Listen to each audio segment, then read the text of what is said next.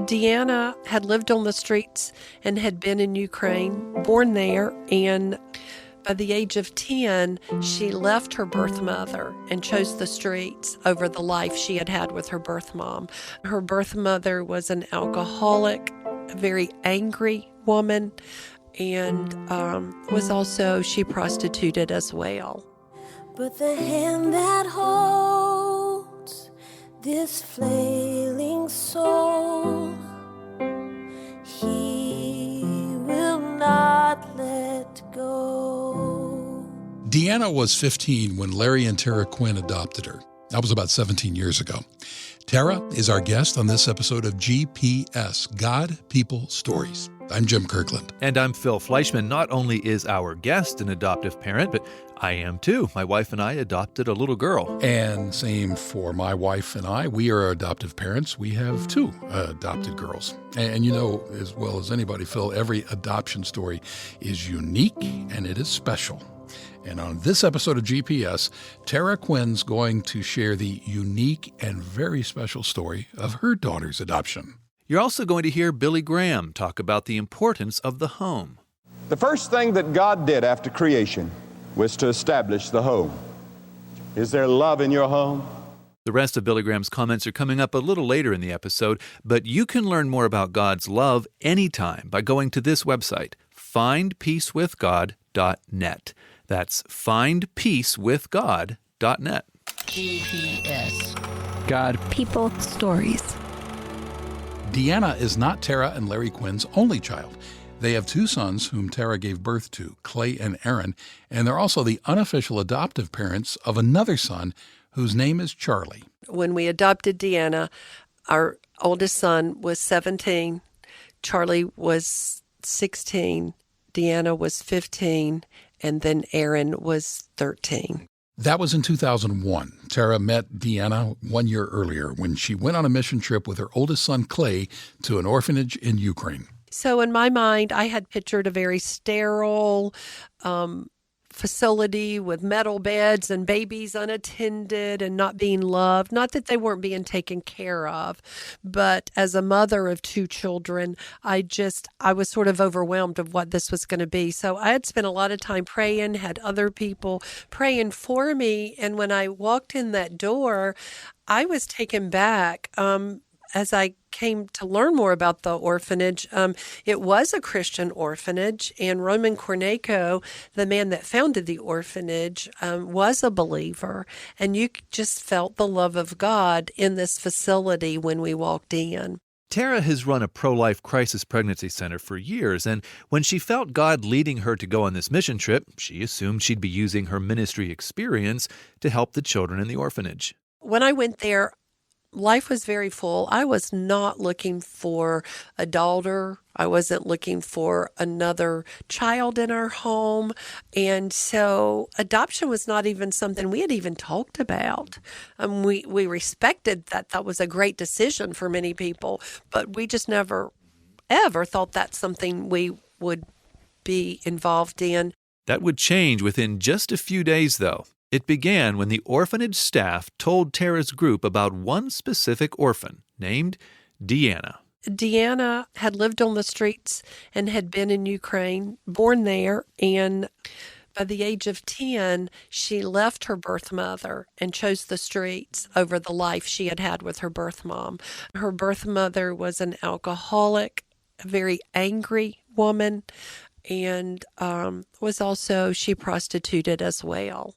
Deanna's birth mother was also abusive. Her birth mother had placed her head on a burner at one point in time. And so she had probably 60% or 70% of her entire scalp had been burned completely off. Deanna had scars on her face where her mother would hit her. And so Deanna she wasn't educated either because her mother kept her out of schools and from really being around large groups of people because she didn't want people to know she was abusing her.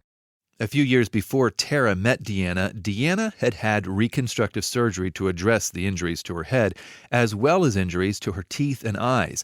The surgery had been performed here in the States, and it had been paid for by a businessman in Missouri.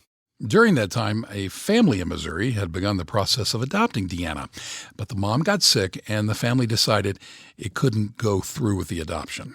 So Deanna went back to Ukraine, thinking that her chances of ever being adopted were gone.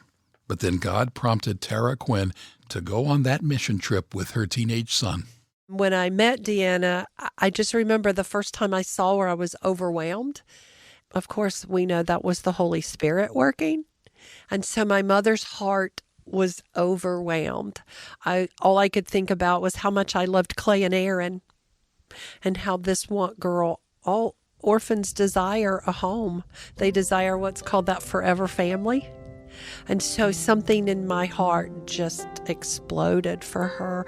And it was a more of compassion and this desire to put my arms around her and just tell her she was loved. And so she just sort of looked up and smiled at us. Keep your eyes on me.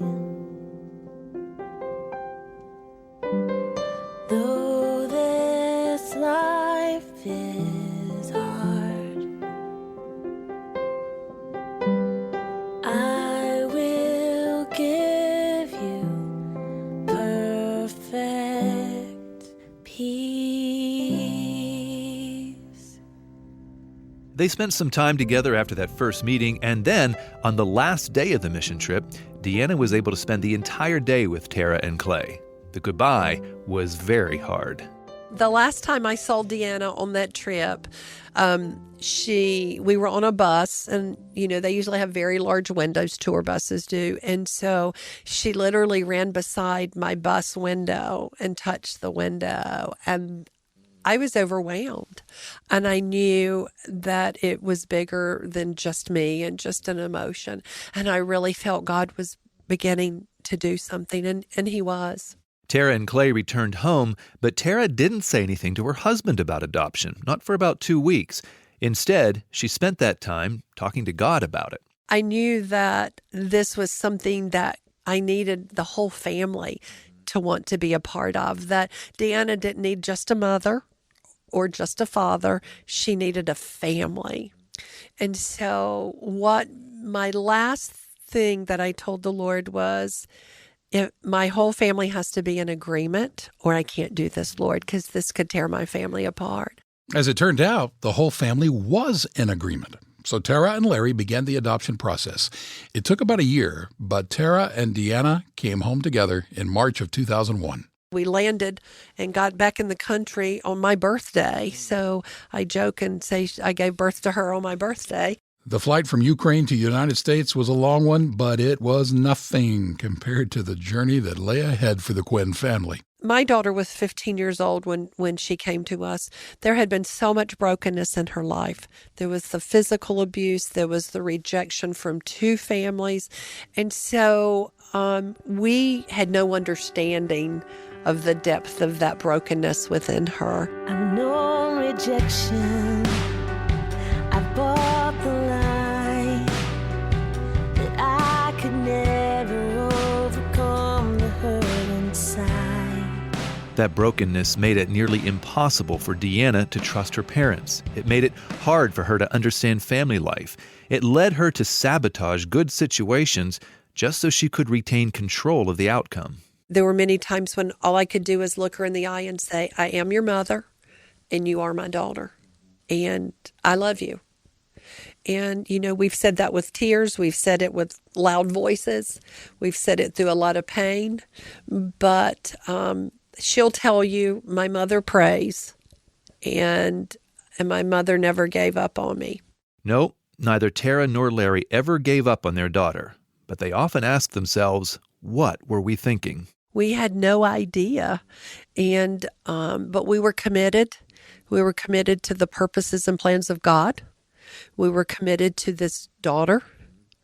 And so there were many days when we didn't have answers, when it was hard. Deanna, I would say one of the saving graces for us with some of the challenges was that Deanna was in a Christian orphanage, and Deanna did know the Lord, but the broken places, she wasn't real good about letting the Lord in. The past couple of years have brought a lot of restoration in Tara's and Deanna's relationship. Tara says they began to experience something she's called Forgiveness Fridays. We had a season where Fridays I'm off, and I would call and say, Deanna, why don't you come walk? I like to walk in the mornings. And out of that just began a pathway for us as we were walking, and we live out in the country. So it wasn't like we were somewhere where we could just walk a loop and go get in our car and leave. So once you got out on the path, you were out in the country. So God would begin to open up these conversations. And they were painful because we had both hurt each other in the midst of things.